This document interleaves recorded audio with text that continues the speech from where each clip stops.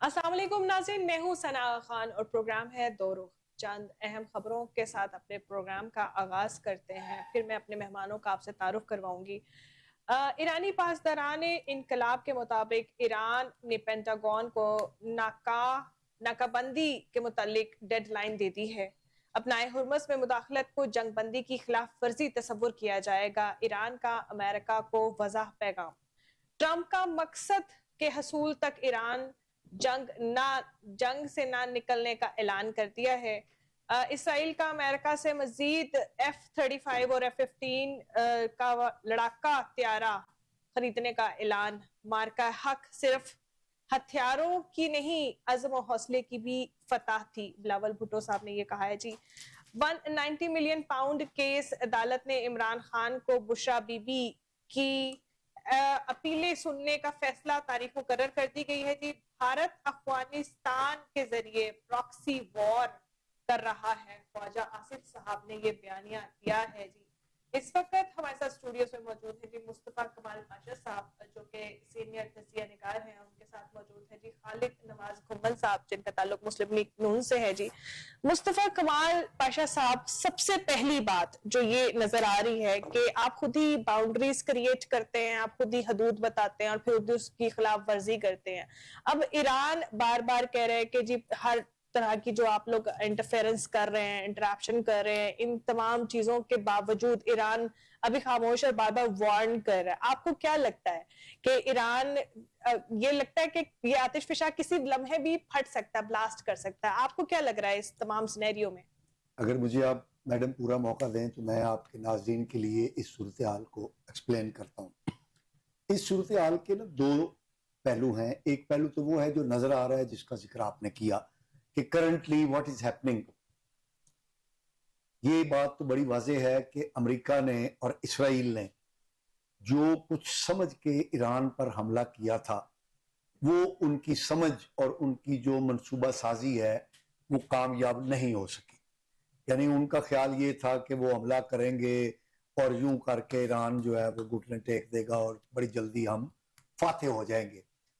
ये ऐसा नहीं हो सका। ईरान ने जिस तरह की रेजिस्टेंस शो की वो बड़ी अनयूजुअल है।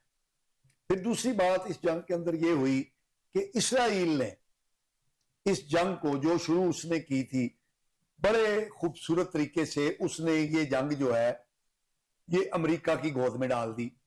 अब ये जंग थी ईरान और इसराइल की, और अमेरिका और मगरबी अकवाम उसकी सपोर्टर थी। लेकिन इसराइल ने बड़ी महारत के साथ ये जंग जो है ये अपने खाते से निकाल के तो अमेरिका के खाते में डाल दी। अब ये जंग जो है ईरान और अमेरिका जंग है, ये उसकी बड़ी कामयाबी है। लेकिन वो खुद रुका नहीं है इसराइल, वो अपने मंसूबे के तहत जनूबी लिबनान के अंदर जो है वो ईरान की प्रॉक्सीज को, हिजबुल्लाह को, होशियों को वो धड़ाधड़ मार रहा है और अपने जोग्राफिये को वो अपने तयशुदा मंसूबे के मुताबिक जो है वो फैला रहा है। ये एक पहलू है जंग का। अब हुआ ये कि अमेरिका इस जंग में इन्वॉल्व होता चला गया, लेकिन ईरान की जो रेजिस्टेंस थी, ईरान ने जो रेजिलियंस शो की बतौर कौम, वो एक बड़ी मार्वलस चीज साबित हुई। और अमेरिका जो है उसका जो एक भरम था कि वो बहुत बड़ी अस्करी कुव्वत है और वो पीस के रख देती है, उसके पास हथियार हैं, सब बातें ठीक हैं, उसके पास हथियार हैं, दुनिया की सबसे बड़ी वार मशीन है, ब्ला ब्ला ब्ला, सब बातें ठीक हैं। लेकिन ईरान को वो घुटने टेकने पर मजबूर नहीं कर सका। और इस जंग के अंदर ईरान के हाथ में जो एक जादू की पुड़िया आ गई वो थी आबनाए हुर्मुस। उस पर जब उसने वो लगाया एम्बार्गो, उसको रोका जब, तो उसके नतीजे के अंदर दुनिया के अंदर जो तकलीफ पैदा हुई, तेल की आलमी मंडी के अंदर जो मामलात हुए, उससे भी ईरान की कुव्वत में इजाफा हुआ और अमेरिका के दीगर जो हमारी थे उनकी पोजीशन जो है वो कमजोर हुई। और ये अब जो एक आर्जी जंग बंदी हमें नजर आ रही है, बुनियादी तौर पर ये एक नई सफ बंदी दोनों फ्री कैन कर रहे हैं, कर चुके हैं। تو مجھے یہ لگتا ہے کہ یہ جنگ جو ہے یہ رکے گی نہیں، بلکہ اچھا، یہ جو ایک نئے پینٹاگون کی ناکہ بندی کے بارے میں ڈیڈ لائن دے دی گئی ہے، اس جی بارے میں آپ پینٹاگون کی ناکہ بندی کے بارے میں جو ڈیڈ لائن دے دی دیکھیں، گئی یہ جب آبرہ ہرمز پر کنٹرول حاصل کیا ایران نے، تو اس پر دوہرا تالا جو ہے وہ امریکہ نے لگا دیا. اب دونوں جو ہیں ان کے ہاتھ میں ہرمز آ گئی ہے. اب دونوں کی مرضی کے بغیر یہ کھل نہیں سکتی. دونوں جو ہے ایک دوسرے کے ساتھ ٹاکنگ ٹرم میں آ گئے ہیں، کیونکہ ان دونوں کے ہاتھ میں آبنائے ہرمز ہے، جو دونوں ایک ٹاکنگ پوائنٹ کے طور پر، لیوریج کے طور پر استعمال کر رہے ہیں. اور دونوں فریقین جو ہیں، یہ جو جنگ بندی کا وقفہ ہے، اس کو دونوں نے اپنی اپنی فوجی پوزیشن کو مضبوط کرنے کے لیے اس وقفے کو استعمال کیا ہے. اور امریکہ نے 2 دن پہلے جو جنگ بندی کا اعلان کیا ہے، وہ بنیادی طور پر وہ بھی ایک اس کی ٹیکٹکس ہے نئی جنگ شروع کرنے کی، کیونکہ 2 مہینے ہو گئے ہیں ٹرمپ کو وار شروع کیے ہوئے. تو امریکی آئین کے مطابق 2 مہینے کے بعد اس کو کانگریس سے، اپنی پارلیمان سے اجازت لینی پڑے گی اس جنگ کو کنٹینیو کرنے کی. اور اس کے بارے میں یہ ماہرین کا کہنا ہے کہ شاید کانگریس میں صدر ٹرمپ جو ہے وہ اس جنگ کو جاری رکھنے کے بارے میں اپنی ووٹ حاصل نہ کر سکے. تو اس نے یہ ایک ٹرمپ کا کارڈ استعمال کیا، ٹرمپ کارڈ. وہ کیا ہے کہ اس نے کہا جنگ بند ہو گئی. اب اس کو 2 مہینے کے بعد والی جو پوزیشن ہے کہ اجازت لے، وہ سلسلہ ختم ہو گیا. اب جب وہ نئی جنگ شروع کرے گا تو یہ جو 2 مہینے والی اس پر پابندی ہے، وہ اگلے 2 مہینے پر چلی جائے گی. اس کو فوری طور پر اجازت نہیں لینے پڑے گی. یہ اس نے ایک ٹیکٹکس یوز کی ہے. اور میری ایک تاریخ کے طالب علم کے طور پہ ایک سبمیشن ہے. ویسے تو کرنل سیف قریشی صاحب اس معاملے میں بہت مجھ سے بہتر آپ کو بتا سکتے ہیں، لیکن طالب علم کے طور پہ میری یہ سبمیشن ہے کہ امریکہ ایران کو تباہ و برباد کیے بغیر یہ جنگ ختم نہیں کرے گا. اور یہ جو تباہی بربادی ہے، اس کا سلسلہ 70-80 سال سے شروع ہے. وہ سٹیپ بائی سٹیپ مسلمانوں کی قوت کو، مسلمانوں کی عسکری قوت کو، مسلمانوں کی نظریاتی قوت کو وہ تباہ و برباد کرتے چلے آ رہے ہیں. ایران اس سلسلے کی، مجھے لگتا ہے ایران اور اس کی پراکسیز وہ اس سلسلے کی شاید آخری کڑی ہیں. سیکنڈ لاسٹ کڑی تھی حماس، اس کو انہوں نے مکمل طور پہ برباد کر دیا ہے. اب وہ ایران کو تباہ و برباد کیے بغیر میرا خیال ہے نہیں ٹلیں گے. میرے خیال سے وہ ہم اب جب یہ بات کریں گے ساتھ ہمیں اس کے ساتھ ساتھ گریٹر اسرائیل کے نقشے کو بھی وہی ہم غور دیکھیں، یہ اصل میں وہی ہے. خالی ایران نہیں، آگے بھی بہت پٹی آتی ہے. خیر، ہمیں ڈاکٹر حسن ظفر صاحب نے آن کال جوائن کیا ہے، جو کہ تجزیہ کار ہے بین الاقوامی امور کی. ڈاکٹر صاحب، آپ کو میری آواز آ رہی ہے؟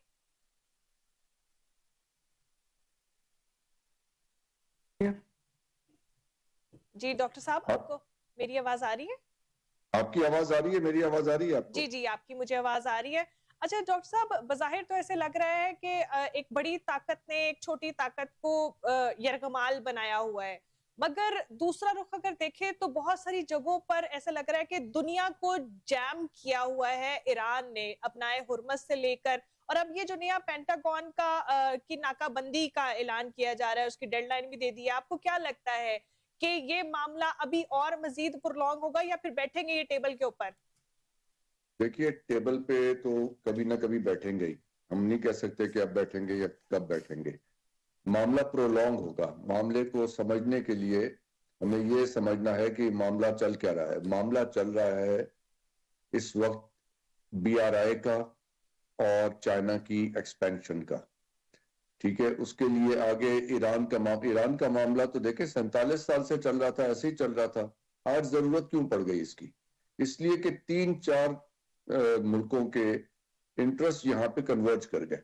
اسرائیل کا کر گیا، UAE کا کر گیا، انڈیا کا کر گیا. انڈیا کو تو زبردستی گھسیٹ لائے اس لیے کہ انڈیا کی گردن پہ پیر رکھا ہوا امریکہ نے.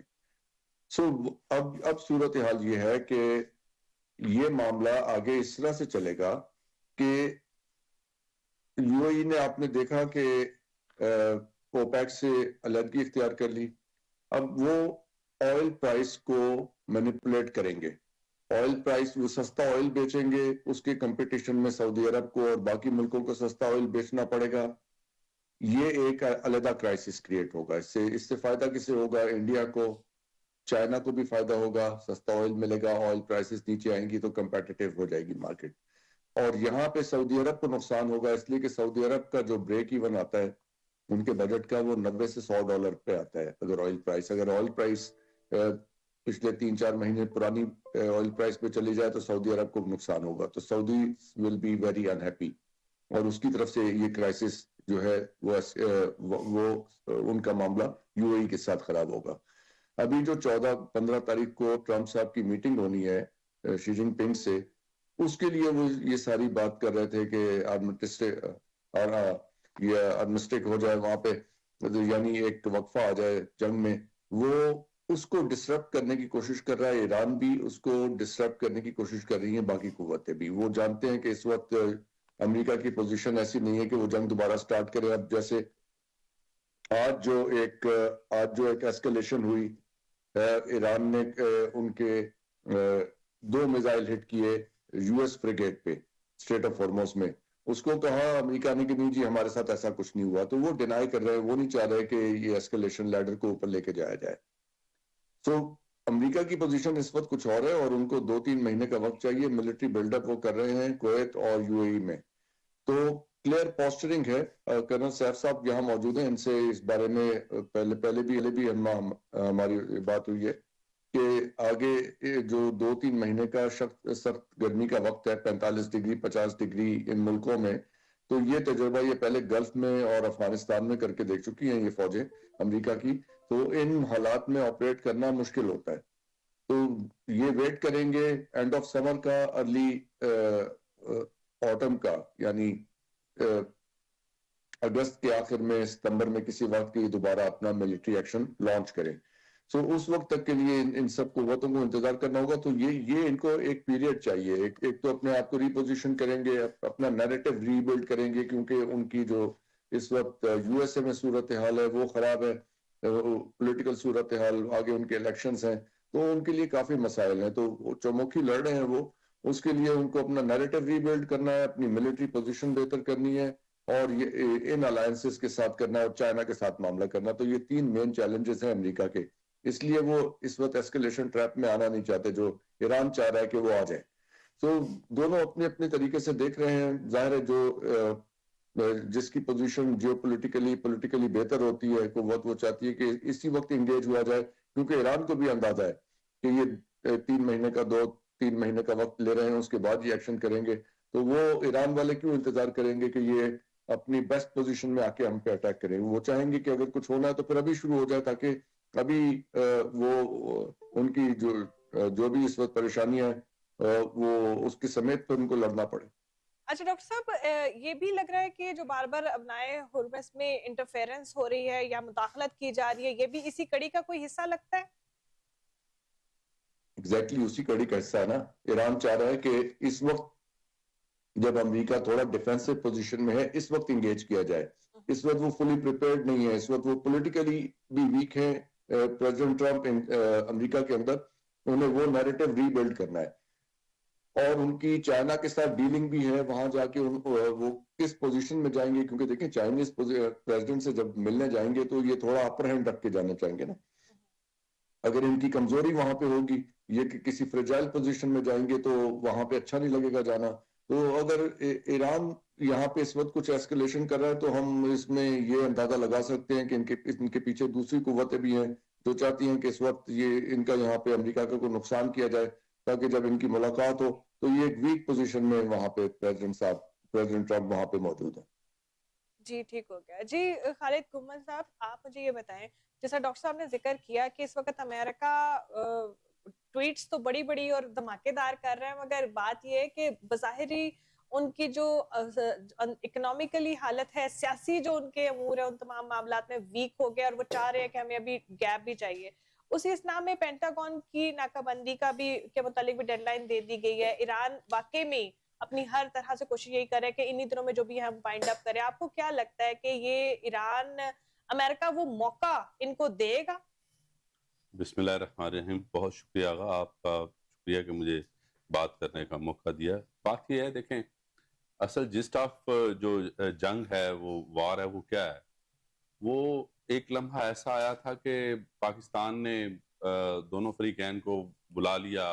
الحمدللہ ایک وقت ایسا آ گیا کہ پتہ لگا جی کہ ابھی تھوڑی اور دیر میں وہ ایک وہ نکلے گا, پریس کانفرنس ہوگی, دونوں فریقین بیٹھ کے بات کو ختم کریں گے. لیکن اصل بات کہنے کو انہوں نے کچھ اور رکھی, اور پیچھے کیا تھا؟ اصل جنگ ہے ڈالر اور یوان کی, اور کچھ نہیں ہے. کہ وہ ایران نے کیا کیا ہے کہ امریکہ کی دکھتی رگ پہ ہاتھ رکھ دیا ہے. امریکہ کی دکھتی رگ پہ ہاتھ یہ رکھا ہے کہ انہوں نے اعلان کر دیا کہ ہم ڈالر میں بزنس نہیں کریں گے, ہم پیٹرول کی سیل جو ہے وہ ڈالر میں نہیں کریں گے, یوان میں کریں گے. چائنا بیسٹ لائی ہے ان کا, ڈیفینیٹلی ان کو چاہیے, ان کا رائٹ بھی ہے, اور وہ کر بھی سکتے ہیں کہ وہ اپنا پیٹرول جو ہے وہ اس پرائس میں اس اکانومی کو لے کے چلیں جس پہ وہ اس نے بات کی ہے. دوسری بات یہ ہے کہ امریکہ جو ہے وہ تباہ و برباد کر دے گا ایران کو, یہ ممکن نہیں ہے. ان کی ایک ہسٹری ہے, انہوں نے جنگ لڑی ہوئی ہے, کوئی ایک دن کی جنگ نہیں ہے, انہیں سال ہر سال کی جنگیں لڑی ہوئی ہیں. میں سمجھتا ہوں کہ اگر ہم صرف اسی چیز کو دیکھ لیں کہ جب یہ جو ایسکیلیشن شروع ہوئی تھی اس وقت ایران کو یہ نہیں تھا ڈیفینیٹلی پتا, کیونکہ اس وقت بھی ڈائلاگ چل رہے تھے بٹوین دونوں افریقین کہ کسی طرح جنگ ٹل جائے. لیکن امریکہ نے اسرائیل کے ساتھ مل کے حملہ کر دیا. شروع میں کچھ نہ ہوا تو مجھے آج بھی یاد ہے کہ 2-1 دن کے بعد کچھ ہوا, پھر اسرائیل کو پتہ لگا کہ کوئی جنگی طیارے آئے ہیں.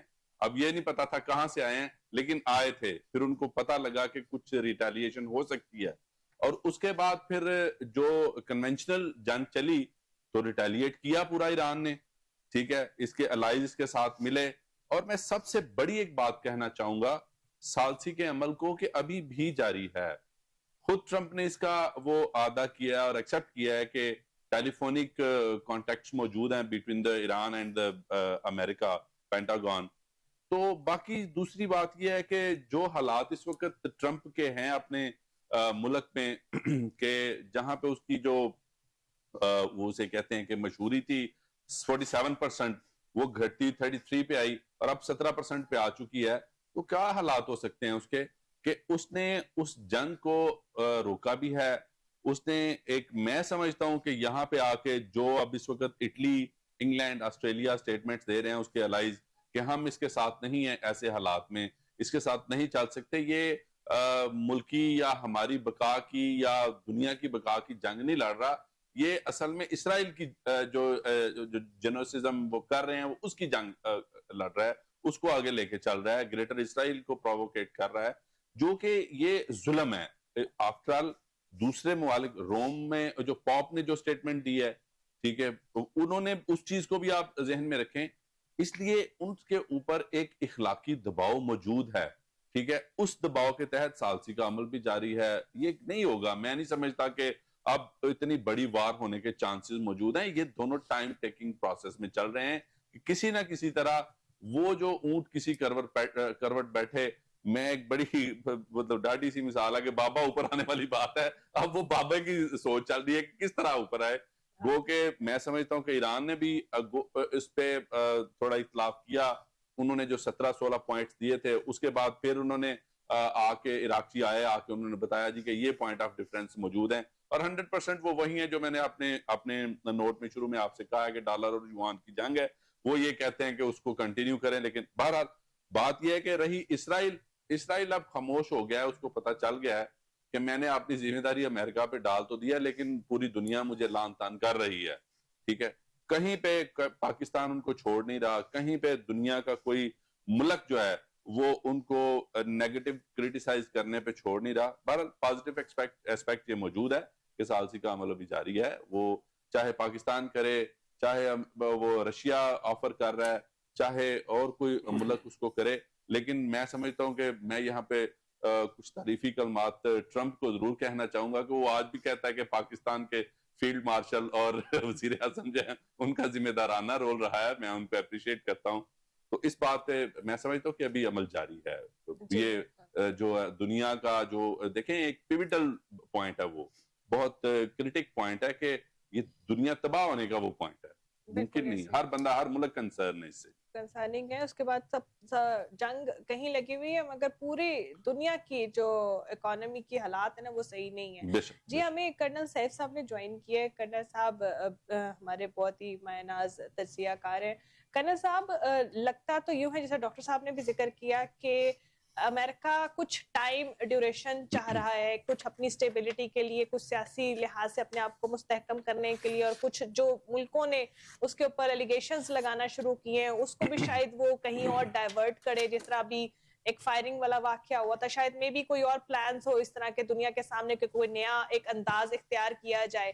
مگر ایران اس وقت وہ پوزیشن میں نہیں ہے کہ وہ شاید یہ 3 مہینے ان کو نکالنے دیں، وہ دوبارہ سٹیبل ہو جائے، پھر وہ دوبارہ اسی سٹیبلٹی کے ساتھ اٹیک کرے. آپ کو کیا لگتا ہے کہ ان تمام معاملات مذاکرات تو at the end of the day کہیں نہ کہیں ہو ہی جائیں گے، مگر معاشی طور پہ جو نقصانات ہوئے، جو عوام پریشان ہے، جو جس طرح سے دنیا نے معاملات دیکھے، آپ کو کیا لگتا ہے کہ یہ کیسے رد عمل دکھا رہی ہے ایک وہ قوم جہاں پر ہم تمام لوگ اٹھ کے منہ اٹھا کے دیکھتے ہوتے تھے کہ یہ جی یہ سالس بنیں گے، یہ کہیں امن پھیلائیں گے، امن کے پیروکار تھے، اور اب یہ اس طرح کی حرکتیں کر کے کیا یہ ظاہر کرنا چاہتے ہیں؟ بسم اللہ الرحمن الرحیم. میں کچھ چند بڑی ضروری باتیں کرنا چاہوں گا جی، تو میری گزارش یہ ہوگی کہ ڈسٹرب نہ کیا. دیکھیے دنیا ڈیوائیڈڈ ہے اور باہمی رضامندی سے سپر پاورز نے، میں لفظ کہہ رہا ہوں باہمی رضامندی، میوچل کانسنٹ سے ڈیوائیڈ کیا اور اپنے فائدے اٹھا رہے، اسٹریٹجک فائدے اٹھا رہے. بظاہر آپ کو وہ اختلاف کرتے نظر آئیں گے، کولڈ وار کرتے نظر آئیں گے، مگر وہ ایک حد تک، اس حد تک کہ چھوٹے ملک جو ہے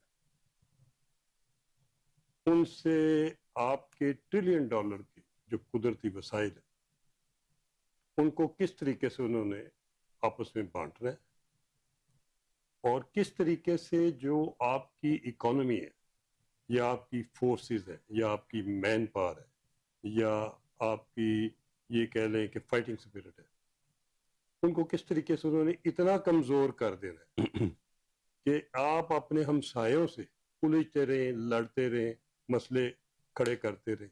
ساری دنیا میں آپ گھوم پھر کے دیکھ لیں، ہر زون بنائے ہوئے ہیں، وار زونز ہیں، ان میں لوگوں کو جو آس پاس ہے ان میں اختلافات پیدا کیے گئے ہیں. بائی ڈیزائن انٹیلیجنس ایجنسیاں $1 بلین خرچ کر کے لیڈرشپ اپنی مرضی کی لاتی ہے. اس کو آپ رجیم چینج کہہ لیں، اس کو آپ کو کہہ لیں، اس کو آپ ڈیموکریسی کا سسٹم آف گورننس کہہ لیں، جو مرضی کہہ لیں، یا بادشاہتیں کہہ لیں. بادشاہتیں بھی بظاہر آپ کو مڈل ایسٹ کی ایسے لگ رہی تھی کہ ایک ہی فیملی کے ساتھ، ان میں کبھی اختلاف نہیں ہو سکتا. ابھی آپ نے دیکھ لیا کہ جو ہم کبھی سوچ بھی نہیں سکتے تھے کہ UAE، اسرائیل اور امریکہ کٹھے ہو کے مسلمانوں کا ساری مسلم امہ کا سودا UAE کر دے،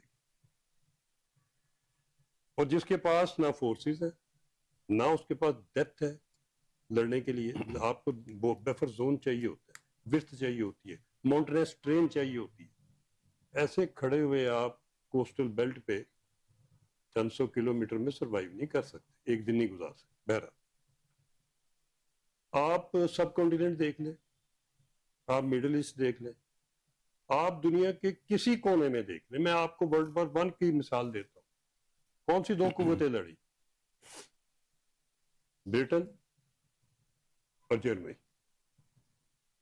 irrespective آف دی فیکٹ کہ جیتا کون، آج دونوں ادھر نہیں کھڑی. تیسرا فریق کھڑا ہے، چوتھا فریق کھڑا ہے، پانچواں کھڑا ہے. آیا World War I میں USA نے ایسے حصہ لیا کہ نہیں لیا؟ ویٹ اینڈ سی، گرنے دو ان کو، وہ گرے، یہ سپر پاور بن. میں آج کی طرف لا رہا ہوں آپ کو، یہ بہت امپورٹنٹ پوائنٹ، اس میں ہمارے بھی سب کے سوچنے کی، سبق حاصل کرنے کی ضرورت ہے. ہمیں سبق حاصل کرنے کی ضرورت ہے. انہوں نے چھوٹے کنٹریز کو سسٹم آف گورننس وہ دیا کہ جس میں آپ ہمیشہ ڈیسٹیبلائز رہیں گے, ہمیشہ انٹرنل سے کمزور رہیں گے, ہمیشہ اندر لڑتے رہیں گے. ایک رجیم میں آئے گا, دوسرا جیل میں جائے گا. آپ کو چھٹی دی انٹرنیشنل کنٹریکٹ میں, جتنی کک بیک کہتے ہیں, جدھر کہتے ہیں پہنچا دیں, پہنچ ہی رہی. آپ پیٹرن دیکھیں, بے شک انڈیا کا دیکھیں, پاکستان کا دیکھیں, کسی اور کا دیکھیں. Trillion billion dollar Middle East کے بھی پڑے ہیں, باقی سب کے بھی پڑے ہیں. وہ سوئٹزرلینڈ کے بینکوں کا, سوئٹزرلینڈ ملکوں کا کام کوئی نہیں, وہ آپ کی بلیک منی سے چلتے ہیں. بھی سوچا کسی نے کہ دبئی کے اندر ہمارے لوگوں کی, پاکستانیوں کی کتنی انویسٹمنٹ ہے؟ اور آپ کو پتا ہے کہ پاکستان کی اکانومی پہ, ایک آپ کی اکانومی گورنمنٹ والی ہے جس میں ٹریلین کا آپ کا بجٹ آتا ہے, اور اس کے باوجود کولیپس کر رہی ہوتی ہے ہر سال. اب کوئی ٹارگٹ آئی ایم ایف کا, یہ کوئی ٹارگٹ ہے بی آر کا پورا نہیں کرتا. کیوں؟ ہر جگہ پہ چوہا لگا ہوا, ہر جگہ کے اوپر سسٹم کے اندر آپ کی کوئی اکاؤنٹیبلٹی سسٹم آپ کا اتنا اسٹرانگ اور اتنا پراپٹ نہیں ہے کہ وہ ڈیٹرنس کریٹ کر سکے. آپ کے سارے سسٹم ایسے ہیں کہ جس کے اندر کئی سال لگ جاتے ہیں, اور اس کے بعد کورٹ سے, سپریم کورٹ سے ججمنٹ آنے کے بعد بھی امپلیمنٹیشن ساری بھی. یہ ایک بڑی ہی پینفل سٹوری ہے ہماری ہسٹری کی, ہماری گورننس سسٹم کی, ہماری اکانومی کی, اور ہم کس طریقے سے میں یہ مثال اس لیے دے رہا ہوں تاکہ ریلیونٹ ہو جائے. دیکھیے یہی حال انہوں نے, ایران میں کیا ہو رہا تھا جنگ سے پہلے, لوگ باہر نکلے ہوئے, سارے شہروں میں 39 شہروں میں پروٹیسٹ ہو رہے تھے. کون کرا رہا تھا؟ CIA کرا رہا, موساد کرا رہی تھی. اور اس کا کیا حل ہوا؟ یہ نہیں ہوا کہ کسی نے اس کو کانسٹیٹیوشن کا پیرا پڑھ کے یا سٹے آرڈر لے کے یا ایک دو انہوں نے نیب کے کیس بنا کے کنٹرول کیا. نو, انہوں نے کنٹرول کیا روتھلیسلی, اور طریقہ ہی کوئی نہیں کنٹرول کرنا. تب کھڑے, ابھی ساری قوم کھڑی ہے, ایک بندہ کھڑا ہے جنگ کے خلاف. وہ سارا پلان جتنا CIA کا بنا ہوا تھا, موساد کا, وہ سارا الٹ گیا. میں ابھی اس کو تھوڑا مختصر کروں گا. دیکھیے کہ اس وقت کون جیت رہا ہے, کون ہار رہا ہے. مجھے اجازت دیجیے یہ کہنے کی, یہ ریکارڈ پہ رہنا چاہیے, اس وقت اور آنے والے وقت میں صرف ایک طاقت ہے جو جیت رہی, اس کا نام ہے چائنا. ویٹ اینڈ سی. یہ ساری تمہید میں نے باندھی کہ آپ دیکھیں کہ کون انتظار کر رہا ہے, اور کس نے جنگ کو وائٹ کیا اپنے پچھلے 55 ایئر. کس کا پلان اگلے 55 ایئر کا پلان بنایا, کس نے قوم کو کنٹرول کیا, نتھ ڈال کے رکھی ہوئی. ہلے بندہ نکلے تھے باہر ٹینامن سکوئر پہ, وہی روتھلیسلی, جیسے ایران روتھلیسلی 4 دن کے بعد بالکل ٹھیک ہو گیا تھا. جب آپ کے لوگوں کو بلین ڈالر دے کے آپ کے ملک میں دہشت گردی کرائی جائے, بچوں کے سکول پہ بچے اس طریقے سے, کیا کچھ نہیں ہمارے ملک میں. ہر چوتھے دن کسی نہ کسی جگہ پہ گاڑی آ کے کنٹونمنٹ پہ لگتی ہے. ہم صرف بلاسٹ اور بمب اور لوگوں کو شہید کرانے کے لیے بیٹھے. کون کرا رہا ہے؟ یہ کوئی BLA کو کچھ بھی نہیں ہے. یہ انٹرنلی بھی سپورٹ ہو رہے ہیں سسٹم سے, اور یہ ایکسٹرنلی بھی ہو رہے ہیں. انڈیا بھی کر رہا ہے, ایسے یہ کوئی موساد بھی بھی کر جنگ رہا ہے. ایسے اگر ہم سوچیں کہ خالی اوپر کی وار سے یہاں سے نہیں جیتی جاتی ہے, انٹرنلی بہت سارے مداخلت, میں عرض کرتا ہوں, مجھے اجازت دیجیے. دیکھیے یہ جو ہم ڈسکس کر رہے ہیں نا, یہ ٹھیک ہے, ہم ایونٹس کو ڈسکس کرتے ہیں کہ جی وہ اسٹیٹ آف ہرمس میں آج یہ ہو گیا, فلانی جگہ جہاز کو, اس کی کوئی ویلیو نہیں ہے, یہ کچھ بھی نہیں ہے. ہے کیا ہے اس وقت کہ امریکہ ساری دنیا کے انرجی سورسز کنٹرول کرنا چاہتا ہے. مسلمانوں سے ان کو خطرہ ہے, ان کو ختم کرنا چاہتا ہے ایز اے امہ, ایز اے گلوبل پار. کیوں خطرہ ہے؟ آپ کے پاس قدرتی وسائل $1 ٹریلین کے ہیں. کیوں خطرہ ہے؟ آپ کے پاس ملک ہیں پاکستان جیسے, ایران جیسے, ٹرکی جیسے, جن کے ایجپٹ کے جیسے, عراق جیسے, جس میں ڈیپتھ بھی ہے, فورسز بھی ہیں, قدرتی وسائل بھی ہیں, اور فائٹنگ اسپرٹ بھی ہے. جی سر, نو ڈاؤٹ پاکستان اور یہ تمام جو ممالک بڑے زرخیز ہیں, ان چیزوں کو ہم آگے بھی تو موو کریں گے نا. اب ہم جی مجھے 1 منٹ صرف دے دیں, میں اپنی اس تمہید کو کلوز کر دوں.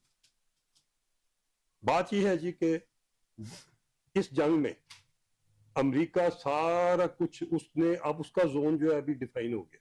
اس کا زون ہے نارتھ امریکہ.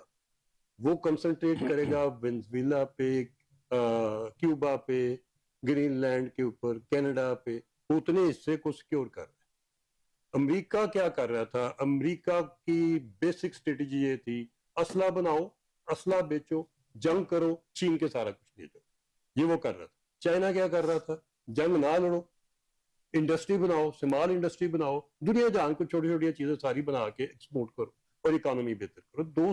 دو کلیئر ڈیوائڈ ہے۔ اس لیے امریکہ آج 36 ٹریلین ڈالر کے ڈیٹ سے 39 پہ چلا گیا، 45 پہ جا۔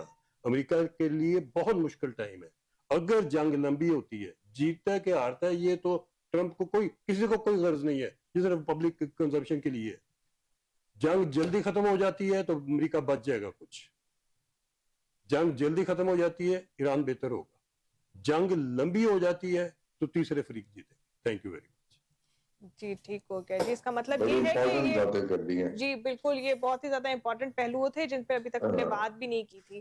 جی مصطفیٰ کمال پاشا صاحب، یہ جو اب نئے F-35 اور F-15 اسرائیل نے امریکہ سے دوبارہ مانگے ہیں، اسرائیل کیا چاہ رہا ہے؟ امریکہ کو پھنسا رہا ہے، امریکہ اس کی وار لڑ رہا ہے اور وہ اپنے بھی کام اندر خانے سارے معاملات کیے جا رہا ہے۔ اب یہ جو نمارہ ایک نئی چیز آ رہی ہے، کیا امریکہ اب بھی اس کو سپورٹ کرے گا؟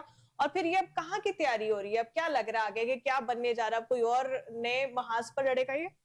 دیکھیں، یہ جو ہمیں لگ رہا ہے نا کہ یہ نئے محاذ کھول رہا ہے اسرائیل، بات یہ ہے کہ امریکہ کی جو فارن پالیسی کا کارنر سٹون ہے وہ اسرائیل کی بقا کی ضمانت ہے۔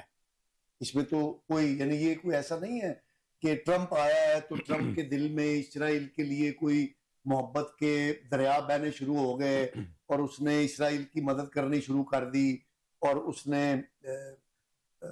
غزہ کے اندر جو ہے وہ ایسا نہیں ہے۔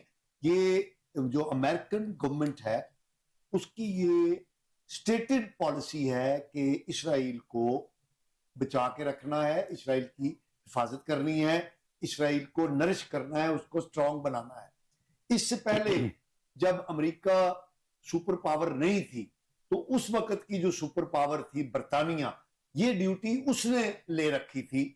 اور ایسا کیا ہے، ایسی کیا خاص بات ہے کہ ایک اسرائیل کے پیچھے پوری دنیا سے وہ اپنا وقار کھو بیٹھا؟ کوئی جو ریپیوٹ تھی وہ ریپیوٹ ختم ہو گئی، ہر وہ چیز جو کہتے کہ شاید امریکہ کو آئیڈلائز کیا جاتا تھا مگر اب کوئی کہتا نہیں اس بارے میں۔ کیا خاص بات ہے؟ آپ نے بہت اچھی اور بڑی ریلیونٹ بات پوچھی ہے۔ آپ کو پتا ہے کہ 2500 سال تک جو یہودی تھے وہ پوری دنیا کے اندر ذلیل و خوار پھرتے تھے، اور ان کو ذلیل و خوار کس نے کیے رکھا 2500 سال تک؟ کرسچنز نے، کیونکہ عیسائی یہ سمجھتے تھے کہ انہوں نے، یہودیوں نے حضرت عیسیٰ علیہ السلام کو پھانسی پر چڑھایا تھا، اور اس بنیاد پر جب عیسائی جو ہے وہ حکمران بنے دنیا کے اندر تو انہوں نے یہودیوں کو ذلیل و خوار کرنا شروع کیا، اور یہ سلسلہ 2500 سال تک جاری رہا۔ یہودیوں نے پھر ایک تحریک کے ذریعے، ایک سازش کے ذریعے عیسائیت کا جو چہرہ تھا اس کو گہرا دیا، اس کے خلاف سازش کی۔ اور آپ دیکھیے کہ آپ کو پتا ہے کہ کرسچینٹی جو ہے اور یہودیت جو ہے یہ بنیادی طور پر حضرت ابراہیم علیہ السلام کی پیروی کرتے تھے۔ اور میں آپ کو بڑی صفائی کے ساتھ، وضاحت کے ساتھ بتاتا ہوں کہ 5 چیزیں شریعت ابراہیم کے اندر موجود تھیں جو یہودی بھی جس کی پیروی کرتے تھے اور عیسائی بھی پیروی کرتے تھے۔ وہ کیا تھی؟ کہ شراب حرام تھی، سور حرام تھا شریعت ابراہیم کے اندر، زنا جو ہے ایکسٹرا میریٹل ریلیشن شپ وہ حرام تھے، اور ختنہ جو ہے یہ حلال تھا، اور سود یوزری یہ حرام تھی ابراہیمی مذاہب کے اندر، تینوں مذاہب کے اندر، یعنی وہ یہودیت ہو، وہ عیسائیت ہو یا اسلام ہو، یہ 5 چیزیں ان میں ایسے ہی تھی۔ یہودیوں نے کیا کیا کہ یہ ساری چیزیں کرسچن ورلڈ کے اندر انہوں نے رائج کر دی، اور جو ایک توحیدی مذہب تھا عیسائیت اس کو تثلیث کے اندر ڈال دیا، یعنی خدا، بیٹا اور روح القدس کا ایک تثلیثی ٹرینٹی کا کانسیپٹ جو دے دیا، اور جو خدائے واحد کا نظریہ تھا جو حضرت عیسیٰ علیہ السلام نے پریچ کیا, تمام انبیاء علیہ السلام جو پریچ کرتے تھے, اور عیسائی جو ہے اس پر ایمان رکھتے تھے, یہودیوں نے اس کا کلا کما کر دیا. یہ یہودیوں کا کرسچن ورلڈ کے ساتھ انتقام تھا کہ انہوں نے ان کی جو مذہبیت تھی اس کو ختم کیا, اور اس کے بعد انہوں نے کرسچن ورلڈ کو ایسے مولڈ کیا کہ وہ یہودیوں کی مدد کے لیے آ گئے. اور یہ مدد پہلے دنیا کی جو سپر پاور تھی برطانیہ, کرسچن ورلڈ جو تھا, اس نے اس کی تخلیق کی. اور یہ جو اسرائیل کی ریاست کی تخلیق ہے, یہ بنیادی طور پہ زائنسٹ تحریک جو تھی یہودیوں کی, اس کی بنیاد پر یہ ریاست جو ہے یہ آئی. اور اس کی جو ولادت ہے یہ کس نے کی؟ اس دور کی جو کرسچن سپر پاور تھی برطانیہ, اس نے کی. جب برطانیہ جو ہے وہ سپر پاور کے منصب سے ہٹ گیا تو یہ ڈیوٹی جو ہے پھر دوسری کرسچن سپر پاور امریکہ نے یہ ذمہ داری لے لی. اب یہ صورتحال یہ ہے کہ کرسچن ورلڈ جو ہے وہ ریاست اسرائیل کی پشت پر کھڑا ہے, ورنہ جس انداز کے اندر 290 ملین عرب ہیں اور صرف 9 ملین جو ہیں وہ یہودی ہیں اس ریاست اسرائیل کے شہری, تو اگر 290 ملین عرب صرف تھوک دیں تو ریاست اسرائیل اس کے اندر ڈوب جائے گی. لیکن حالت یہ ہے کہ اس وقت ریاست اسرائیل جو ہے چٹکی کے برابر جو جن کی حیثیت ہے, انہوں نے نہ صرف 290 ملین عربوں کو آگے لگا رکھا ہے بلکہ 1.5 ارب جو مسلمان ہیں ان کو بھی انہوں نے آگے لگا رکھا ہے. اور اس کی وجہ یہ ہے کہ ان کی پشت پر, انہوں نے اپنی پشت پر, انہوں نے اپنی مدد پر کرسچن ورلڈ کو کھڑا کیا ہوا ہے, اور یہ ان کی کامیابی ہے. اس وقت اگر امریکہ اور ویسٹرن ورلڈ جو ہے وہ یہودیوں کو شاید یہی ایج اٹھا رہے ہیں جس کی وجہ سے وہ ابھی تک اپنے کامیاب ہو گئے. جی ڈاکٹر صاحب آپ کیا کہیں گے؟ ابھی کرنل صاحب نے بہت ہی بریفلی چیزوں کو ڈسکرائب بھی کیا, اور دوسرا یہ کہ اب اسرائیل جو ہے امریکہ سے بینیفٹس بھی اٹھا رہا ہے, امریکہ کا امیج پوری دنیا کے سامنے خراب بھی ہو گیا, مگر پھر بھی کیا معاملات ہیں, اتنی کون سی کوئی ایسی بات ہے, وہ کچھ ایپسٹین فائلز کی باتیں بھی ہو رہی تھی, یہ تمام معاملات بھی چل رہے تھے. آپ کو کیا لگتا ہے کہ اب یہ جو طیارے منگوائے ہیں F-35 اور 15 لڑاکا طیارے, امریکہ ان کو سپورٹ کرے گا اس معاملات میں؟ بالکل کرے گا جی. ایک رپورٹ یہ تھی کہ ایران کا میزائل لگا تھا جس میں ان کے کوئی 30-35 طیارے تباہ ہوئے تھے. وہ خبر انہوں نے باہر نہیں آنے دی, بہرحال سوشل میڈیا پر سرکولیٹ کر رہی تھی. ہم نے بھی اس کو نہیں بڑھایا چڑھایا اس لیے کہ وہ کنفرم مین میڈیا نے تو اسے رپورٹ نہیں کیا, لیکن ان طیاروں کی خریداری سے لگتا ہے کہ یہ واقعہ واقعی ہوا تھا. ہمیں اپنی پریشانی لینی چاہیے اس وقت. میری جو اس وقت بنیادی پریشانی ہے وہ یہ ہے کہ پاکستان نے جو اپنا اکانومی کا ماڈل بنایا ریمیٹنسز کے اوپر, اس وقت سعودی عرب کی حالت بھی خراب ہونے جا رہی ہے, اس لیے کہ آئل پرائسز جو ہے اس کو اب مینیپولیٹ کرے گا UAE. وہاں پہ مہنگائی ہوگی اور آپ کے لوگ وہاں سے اب اتنے پیسے نہیں بھیج پائیں گے جتنے پہلے بھیجتے تھے. تو یہ جو سارا قصہ تھا نا, یہ ہو جائے گا آپ کا ڈاؤن, اور اس میں اب 2-3 مہینے کا وقت ہی ہے, زیادہ نہیں ہے. تو وہ آپ اس کے لیے ایک تو اس کے لیے تیاری کریں. دوسری چیز جو ہے جو سب سے بڑا خطرہ ہے میری نظر میں وہ یہ کہ ان حالات میں جب آپ کے $15 بلین کے ریزروز ہیں اور آپ کے پاس 3 مہینے کا خرچہ بھی نہیں ہے, خدا نہ خواستہ اگر انڈیا کی طرف سے کوئی کارروائی ہو جاتی ہے, وہ کوئی بھی پاور ان کو پرووک کرتی ہے, جو بھی اس کا نام رکھ لیں, تو اس کے نتیجے میں جو آپ کی مدد کو آئے گا انڈیا کے اگینسٹ, آپ کو گرنے تو نہیں دیں گے, لیکن جو آپ کی مدد کو آئے گا وہ خدا نہ خواستہ ایسے کاغذ پہ وہ سائن نہ کروا لے ہم سے اس مدد کے بدلے جس کو چکاتے چکاتے ہماری 2 نسلیں بیت جائیں. سمجھ رہی ہیں آپ؟ یہ سب سے بڑا خطرہ ہے, اور اس خطرے تک لانے کے لیے جو کرنل صاحب نے پورا ایک نقشہ بیان فرمایا ہے وہ اس کا بیک گراؤنڈ ہے اس خطرے کا, اور اب ہم اس خطرے کی ایج پہ کھڑے ہوئے ہیں. اب ہمارے پاس بچت کا راستہ کیا ہے؟ کوئی سوچ رہا ہے اس بارے میں؟ آپ اپنی اتنی ولنریبل سچویشن میں آپ میڈل ایسٹ کے نیٹ سیکیورٹی پرووائڈر بننے کا خواب دیکھ رہے ہیں. کوئی ریئلسٹک باتیں ہیں؟ میں آج اسلام آباد کے ایک تھنک ٹینک ہے وہاں پہ ایک پیپر چھپا ہے, وہ پڑھ کے میں اپنا سر پکڑ کے بیٹھ گیا کہ یہ کیسی باتیں کرتے ہیں, اور ان کی باتوں پہ کوئی سنجیدگی سے غور بھی کر رہا ہے. سب سے خطرناک بات یہ ہے وہ ایک بہت سینئر افسر ہیں फॉरेन ऑफिस की जिन्होंने मुझे वो भिजवाया, यानी उस किस्म की नॉनसेंस को सीरियसली कंसिडर भी किया जा रहा है। ये सबसे बड़ा खतरा है। आप समझ रहे हैं, मैं किसी का नाम नहीं ले रहा हूं, किसी मुल्क का, किसी शख्स का, लेकिन ये आप एक बड़े सीरियस क्राइसिस में एंटर हो रहे हैं, आप एक एज पे खड़े हुए हैं, और जब वो ट्रिगर हुआ तो आपको लग समझ जाएगी कि जो मैं कह रहा हूं उसका मतलब क्या है। Nobody is thinking about it. आप एक बहुत ही खतरनाक सूरत हाल से दो चार है इस वक्त, इन दिस वेरी मोमेंट जब हम बात कर रहे हैं, इसलिए कि आप एक क्राइसिस में आ चुके और आपके पास उससे निकलने का तरीका बाकी नहीं रहा। जी ठीक हो गया डॉक्टर साहब, आपका मौकफ आ गया। जी गुमन साहब, thank you so वाकई much. बात उन्होंने बड़ी ही हाई वो की है कि इस वक्त जब पूरी दुनिया ही क्राइसिस में जा रही है, पाकिस्तान तो सबसे पहले क्राइसिस की जद में आता है। यहाँ पर हम आम आवाम की बात क्या करें कि अगर इस सिनेरियो में कोई ऐसी सिचुएशन क्रिएट होती है तो हम पाकिस्तान कहाँ खड़े हैं?